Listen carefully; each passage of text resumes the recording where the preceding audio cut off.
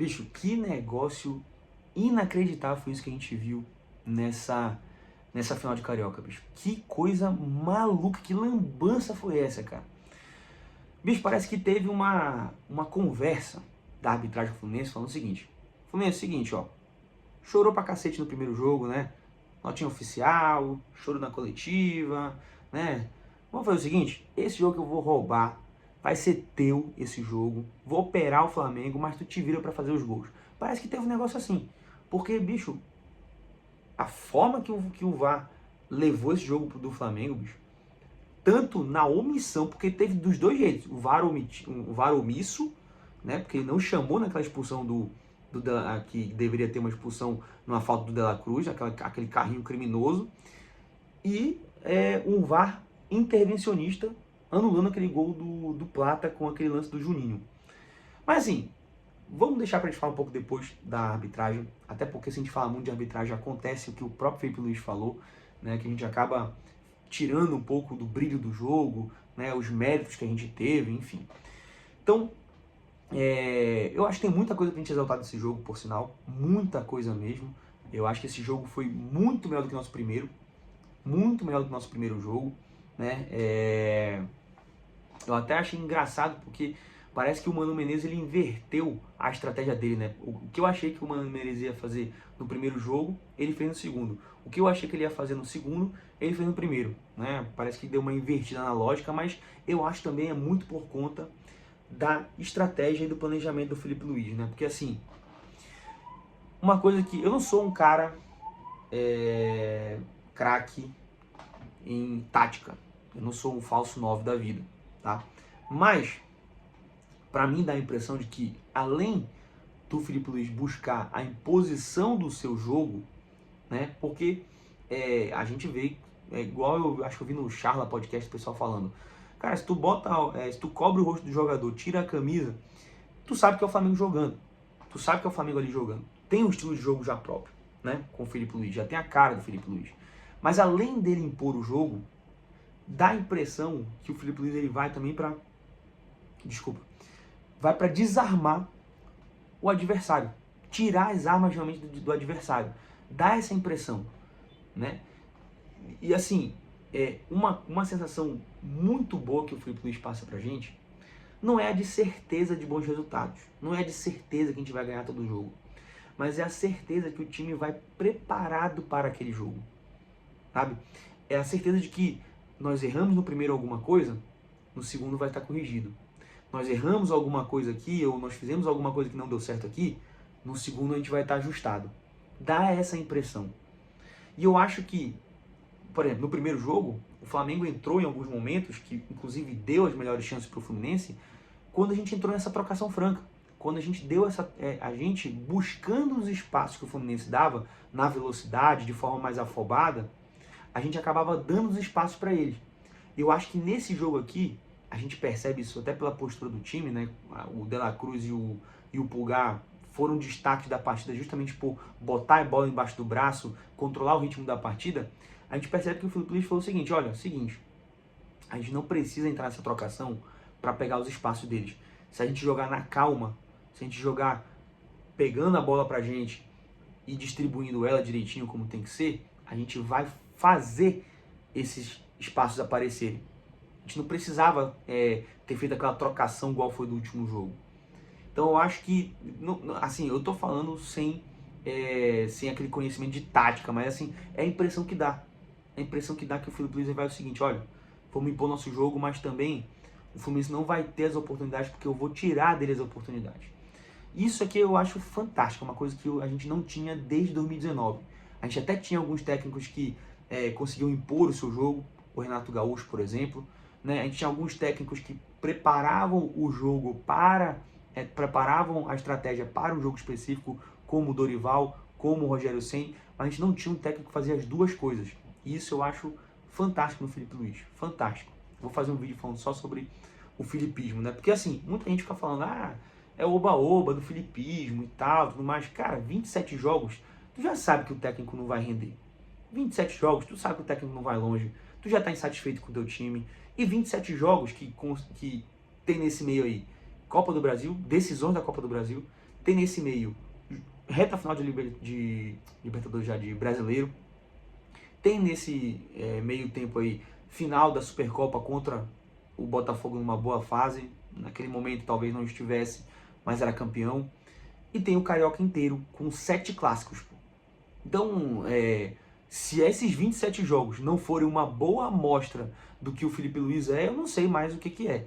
Tá? Então, assim, eu acho que não é mais oba-oba. Eu acho que a gente já pode falar que o Felipe Luiz é um técnico que ele é um técnico que vai trazer, que agrega muito pro Flamengo, é um técnico que realmente está fazendo a diferença no time. E não tá cedo para falar isso, não tá cedo para fazer, para ficar feliz com esses resultados, não tá cedo para projetar coisas boas para esse ano, porque eu acho que pelo planejamento do Felipe Luiz é um negócio muito interessante. Inclusive, eu acho que esse Carioca aqui, ele foi um campeonato muito mais relevante e significativo pra gente do que os outros cariocas que a gente ganhou nesses últimos anos. Por que eu digo isso? Porque eu acho que assim, esse Carioca aqui, dá impressão não, ele foi um campeonato que a gente levou com um planejamento e uma estratégia muito bem traçada. Foi um Carioca que a gente jogou fazendo balanceamento de carga dos jogadores, evitando desgaste, poupando quem tinha que poupar, né? Revezando o elenco para todo mundo poder jogar, todo mundo se entrosar e testar várias estratégias de jogo. Foram feitas várias estratégias diferentes de jogo, vários improvisos de jogadores, vários testes de posição diferentes. Então, cara, foi um campeonato que a gente soube levar de forma estratégica, forma controlada, forma calculada, né? Deu para testar muita coisa, serviu muito bem como uma pré-temporada, muito bem como uma pré-temporada, tá? E assim, o Felipe, deu para perceber também uma outra característica do Felipe Luiz, é que ele não se afoba, ele não vai perder a calma e fugir do planejamento dele por conta de cobrança da torcida, por conta de peso de clássico, influência de clássico. Se tiver que manter um planejamento e acontecer o que aconteceu ontem, por exemplo, de ter um jogo bom, mas ficar no 0-0, ter um jogo bom, mas ficar no 1-0, sabe?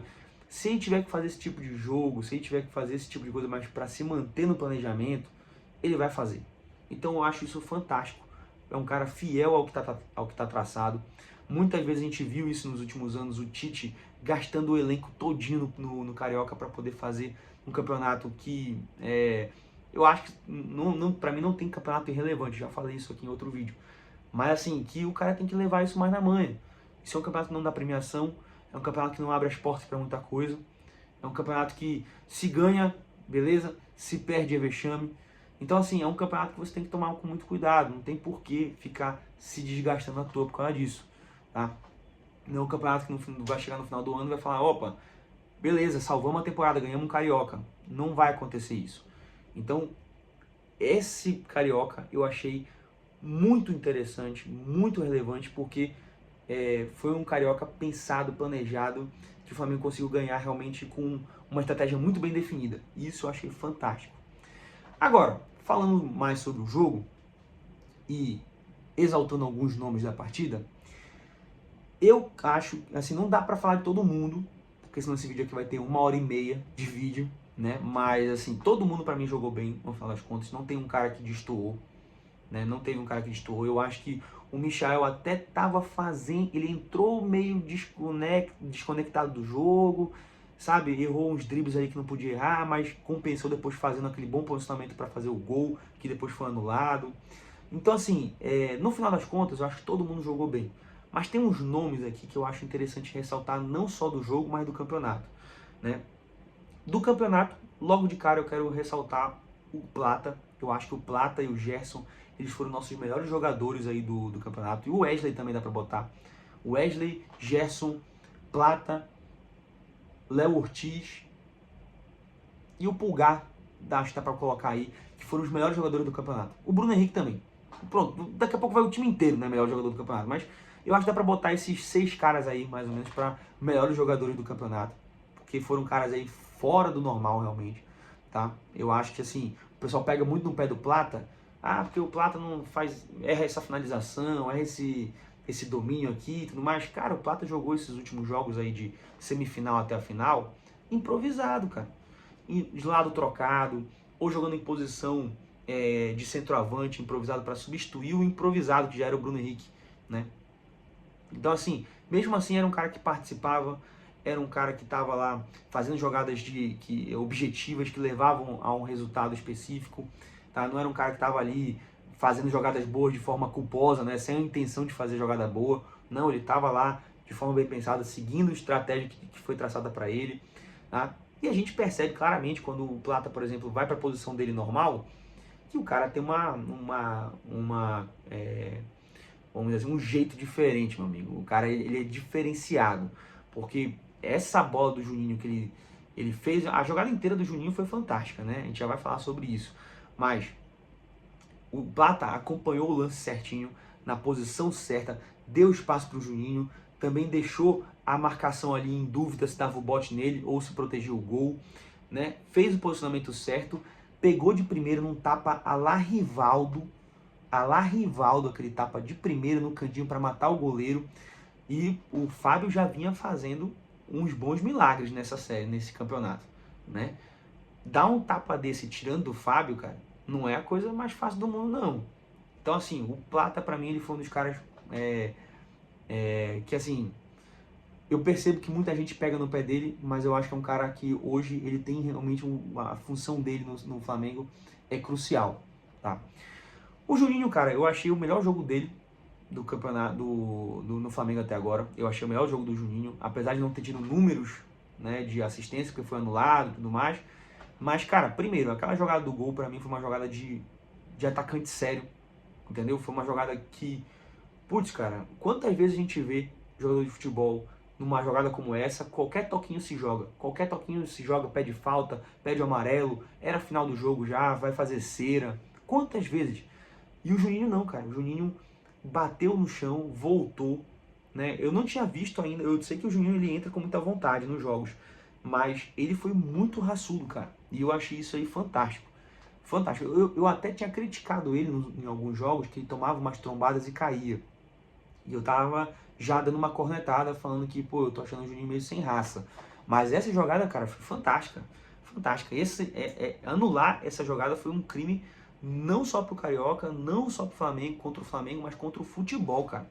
Porque foi uma jogada fantástica. O cara continuou na jogada, fez tudo certo, levou pelo meio, trouxe 2 marcadores do Fluminense, deu assistência pro Plata. Fantástico, fantástico. O Juninho fez a melhor partida dele pelo Flamengo. Eu achei, sinceramente. Cara, desse jogo também, o De La Cruz e o Pulgar foram o coração do time. Acho que dá até pra falar que foi o cérebro do time. Porque, assim, eles, no jogo passado, entraram muito na pilha e geraram essa trocação do Flamengo. Que o Flamengo entrou na trocação com o Fluminense muito franca.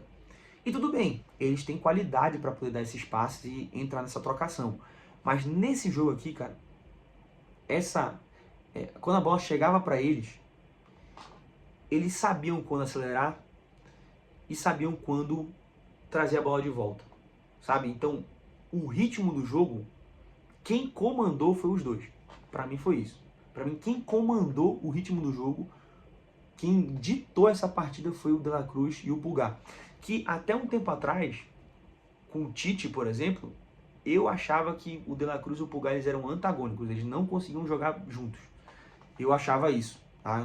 Como eu falei, eu não sou especialista em tática, mas toda vez que o De La Cruz jogava com o Pulgar, um deles saía apagado do jogo, saía mal no jogo, né? E eu acho que o Felipe Luiz conseguiu dar um jeito nisso aí, tá?